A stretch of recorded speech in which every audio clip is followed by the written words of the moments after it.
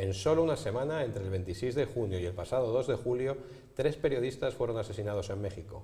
Filadelfo Sánchez Sarmiento en Osaka, Juan Mendoza Delgado en Veracruz y Gerardo Nieto Álvarez en Guanajuato murieron a manos del crimen organizado en una macabra sucesión de asesinatos que convirtieron al país hispanoamericano en el más mortífero del continente para el gremio periodístico en 2014.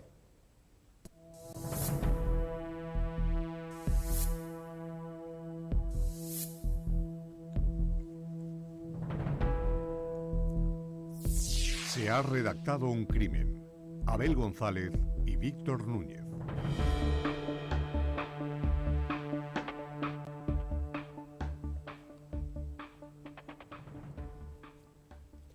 México ocupa el lugar 148 entre 180 países en la clasificación mundial de la libertad de prensa de Reporteros Sin Fronteras, publicada en febrero de 2015.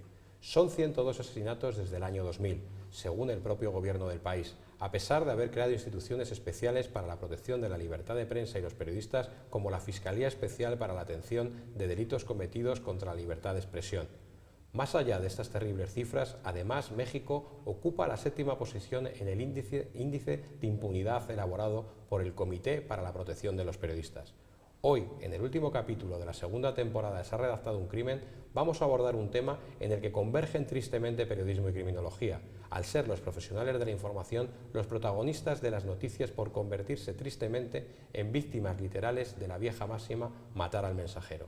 Para ello, tenemos a Abel González, codirector del programa y buen conocedor de la realidad mexicana. Abel, buenas tardes. ¿Cómo se explica estos crímenes en México? Hola, Víctor. La verdad es que el asesinato de periodistas sobre todo se da en periodos en los que se produce pues un enfrentamiento armado, como pueden ser las guerras. Dentro de las guerras, los reporteros de guerra, pues evidentemente en ese escenario se ponen en peligro. Y en México, en este caso, tenemos que considerar que el propio gobierno mexicano lo que ha dicho es que está en una guerra contra el narco.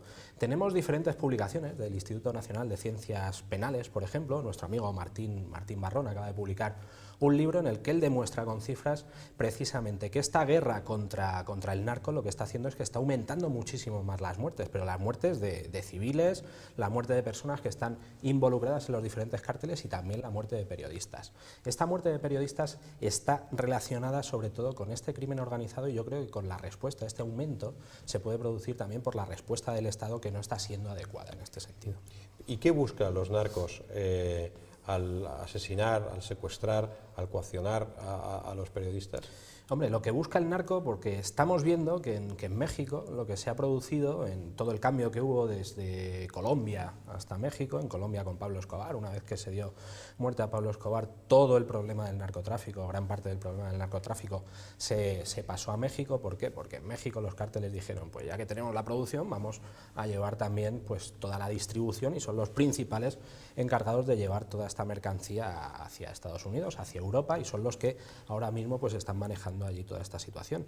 Y están empezando a implementar, o llevan ya tiempo implementando, situaciones que se parecen más a terrorismo. ¿Por qué? Porque lo que hacen es que los asesinatos, si nos damos cuenta, muchos asesinatos que salen no solo de periodistas, lo que están provocando es un terror. ¿Por qué? Porque ponen a una persona colgando de un puente con un mensaje lanzado hacia otros cárteles enemigos, y en este caso, si lo que hago es asesinar a un periodista, secuestrar a un periodista, estoy llegando a dos objetivos. Por un lado, a que mis acciones sean todavía se publiciten más, porque es un periodista, su propio medio lo va a sacar en ese caso, y por otro lado, pues estoy acallando a una persona que puede ser crítica, a una persona que puede movilizar a la opinión pública, y eso también es importante.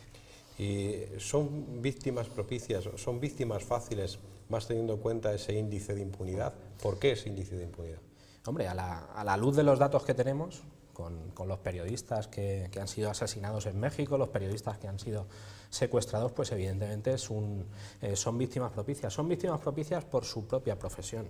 La profesión de periodista, puesto que está sacando a la luz una serie de verdades, una serie de realidad que puede perjudicar, en este caso, a cárteles de la droga, pues ahí te estás poniendo en riesgo. Y ese riesgo es por lo que te conviertes en una víctima propicia, precisamente por llevar a cabo ese trabajo. Aquí en España, por ejemplo, pues una profesión que puede tener más riesgo que otras es la profesión de joyero.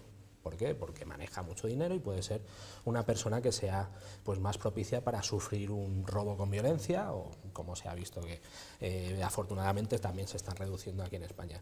Pero allí en México, por lo que he dicho antes, la propia profesión es lo que te está poniendo en riesgo y por eso eres una víctima propicia. ¿Por qué? Porque eres el altavoz de estas realidades. ¿Y crees que los medios de comunicación pueden ayudar a combatir esta lacra que viven determinados estados de México? Sí, yo creo que los medios de comunicación son un medio muy efectivo, sobre todo para luchar contra un aspecto que has marcado tú antes, que es esa impunidad. ¿Por qué se produce esta impunidad? Y luego retomo lo de si pueden ser eficaces. Esta impunidad se produce primero porque el sistema de justicia en México no es un sistema que digamos muy fuerte, se está modificando ahora y parece ser que sí va a tener éxito, sí puede tener éxito. Y por ejemplo, más del 90% de asesinatos se quedan sin resolver y se quedan sin tener, en este caso, una respuesta penal, un castigo, prisión. Y esa impunidad se produce en parte porque no se moviliza a la masa social de México, aunque ahora a raíz de algunos hechos, como puede ser el de la muerte de estos maestros en una región de México en la que se han producido muchas movilizaciones, pues ese altavoz de los medios de comunicación puede hacer que la masa social se mueva en ese sentido para promover una serie de reformas dentro de las instituciones del Estado mexicano para que sea más efectiva la lucha contra el narcotráfico. Porque ahora también se están utilizando los medios de comunicación por parte del Estado, como demuestra Martín Barrón en su libro. Estos medios de comunicación se utilizaron por el propio gobierno mexicano para sembrar más miedo y poder así articular pues todas las medidas que incluso era la intervención del ejército, y se está viendo que no está siendo efectiva. Esta guerra abierta no está siendo efectiva y ahí los medios de comunicación también han tenido mucho que ver. Es decir, que tenemos una parte positiva, que es sacar a la luz para que exista una movilización por parte de la ciudadanía, y por otro lado pues no ser el instrumento por parte del Estado para generar ese terror y poder articular las medidas que yo considero oportunas, muchas veces presionados por otros estados, porque también conocemos que la influencia en Latinoamérica de Estados Unidos, por ejemplo, pues es muy grande, y también muchas medidas del Estado pues vienen en ese sentido auspiciadas o parte de la presión que pueden realizar sobre los estados. Es decir, que ahí los medios son fundamentales en ese doble sentido que te he comentado. Y la creación de instituciones ad hoc, como esta Fiscalía que ha creado el Gobierno de México, dependiente de la Procuraduría General. ¿Crees que son eficaces? Pueden llegar a ser eficaces. Lo único que nos estamos dando cuenta en México es que todas estas medidas estatales que se están poniendo en marcha no son eficaces. Muchas veces porque partimos de un pozo de corrupción dentro de las propias instituciones que no hace que estas instituciones sean fuertes. Y luego, si hacemos instituciones para perseguir estos delitos, pero luego no se condena porque nos faltan esas herramientas, no va a funcionar. Yo creo que lo que puede funcionar en este sentido, para proteger a periodistas, pero también para proteger a la población civil, es un cambio de perspectiva dentro de esa lucha contra la delincuencia organizada, repensar todo, volver a realizar un análisis, ver que esta guerra contra el narco no está funcionando, igual que no ha funcionado la guerra contra el terror, igual que no han funcionado todas las guerras que se han puesto en marcha, no están funcionando, repensarlo. Pero no hacer instituciones que muchas veces es solo para acallar a la opinión pública y de cara a la galería, sino hacer reformas profundas, sobre todo en la persecución de estos delitos y en la prevención real de estos delitos. Y con esto, Víctor, yo también tengo una pregunta para ti, y es, hemos hablado de México, pero aquí en España yo creo que también los periodistas habéis pasado por periodos en los que también la profesión de periodista, sobre todo en algunas regiones de España, como podía ser el País Vasco, eran lugares de riesgo. ¿Cómo está la situación ahora comparada con hace unos años? Podríamos hablar un poco de tres etapas, ¿no? La etapa predemocrática, donde lógicamente el periodista pues podía correr el riesgo de terminar en prisión o censurado, y luego con la democracia, pues en los años sobre todo 90, la banda terrorista ETA puso en el punto de mira a los periodistas como uno de sus objetivos también prioritarios, y todos tenemos que recordar a periodistas como José Luis Lacalle, que fue asesinado, Gorka Landaburu, que se vio pues afectado por una bomba que le amputó varios miembros, y el intento de asesinato de Carlos Herrera a través de una bomba, ¿no? La situación, afortunadamente, con la tregua indefinida o con la situación que vive ahora mismo el terrorismo en el País Vasco, pues no no existe una situación tan peliaguda, pero sí que siguen existiendo, sobre todo en el País Vasco, pues determinadas presiones y miedos que bueno, también otra de las consecuencias fue digamos, el exilio de muchos periodistas que se tuvieron que venir a Madrid o salir del País Vasco porque vivían amenazados. Sí, eso perdura hoy en día, ¿no? Son unos efectos que se mantienen. Son efectos que se mantienen, y luego también habría que hablar de las presiones que también existen, y desde luego el periodista que investiga determinados asuntos, también muy vinculados con lo criminológico, ¿no? Sí. Pues desde luego también pone muchas veces en riesgo su vida.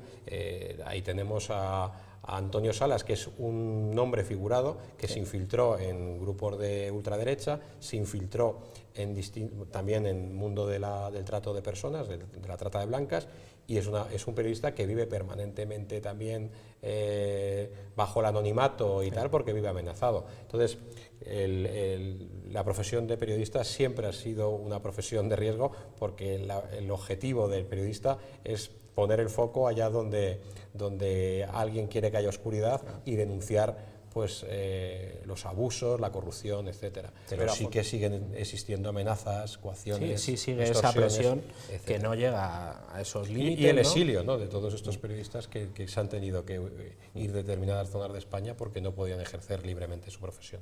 Sí, que aunque no tengamos las cifras de México, pero bueno, aquí la profesión de periodista sigue teniendo estas presiones, y aunque no sean las consecuencias pues tan tristemente malas como es el perder la propia vida, pero sí existen una serie de condicionantes.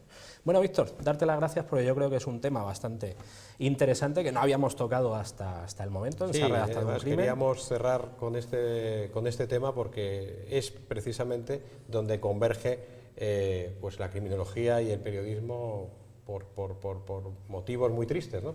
Pero que también, enganchando un poco con el boom del periodismo de sucesos, de investigación y demás, pues creo que tanto la realidad de Latinoamérica, pero como la que podemos vivir en España, pues hacían un tema, pues y vemos también cómo puede ayudar un buen broche para acabar esta temporada. Y vemos también cómo puede ayudar el análisis de estos medios de comunicación relacionados con la criminalidad, cómo puede ayudar incluso a generar pues una sensación de seguridad y unas políticas de prevención de la delincuencia que estén más acordes a unos resultados mejores a los que tenemos hasta el momento.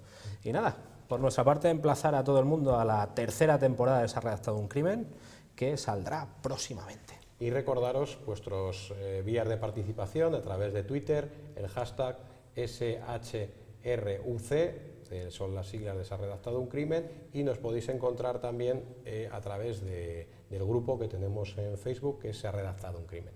Así que esperamos vuestras preguntas y vuestra participación. Muchas gracias.